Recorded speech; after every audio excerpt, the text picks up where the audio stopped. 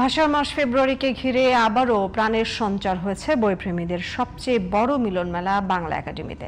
শেষ মুহূর্তের প্রস্তুতিতে ব্যস্ত প্রকাশনা প্রতিষ্ঠান ও আয়োজকরা। বিস্তারিত আব্দুল্লাহ খান মুন্নার রিপোর্টে।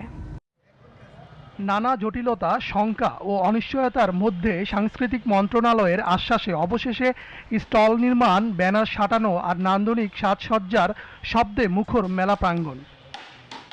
সময় ও পরিবেশ নিয়ে কিছুটা ভাবনা থাকলেও প্রকাশকদের প্রত্যাশা, ভাষার চেতনায় উদ্বুদ্ধ হয়ে পাঠকরা বই কিনবেন আগের মতোই।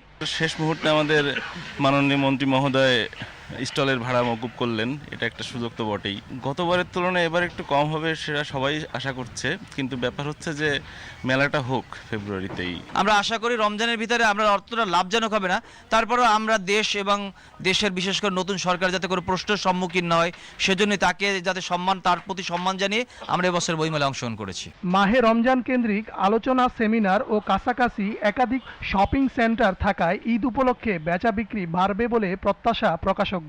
এই সোহরাওয়ার্দী উদ্যান, ঢাকা ভার্সিটিতে আপনি দেখবেন স্টুডেন্ট যারা এরা হচ্ছে ইফতারির আয়োজন করে, বিভিন্ন ধরনের প্রোগ্রাম করে। তো আমরা আশা রাখি সেই সমস্ত প্রোগ্রাম ইভেন্টের মাধ্যমে এখানে আমরা পাঠক পাবো। তো এই প্রথম আমরা রমজানের মধ্যে বইমেলা পাচ্ছি, এটা আমাদের প্রথম অভিজ্ঞতাও বলতে পারেন। আমরা পরবর্তী বছরে বইমেলাটা আরও কীভাবে সুন্দর করা যায় সেটাও আমরা এই বছর জেনে ফেলবো। সব আয়োজন শেষ হলে ভাষার মাসেই বইপ্রেমীদের মিলন মেলায় পরিণত হবে বইমেলা। আব্দুল্লাহ খান মুন্না, জিটিভি নিউজ, ঢাকা।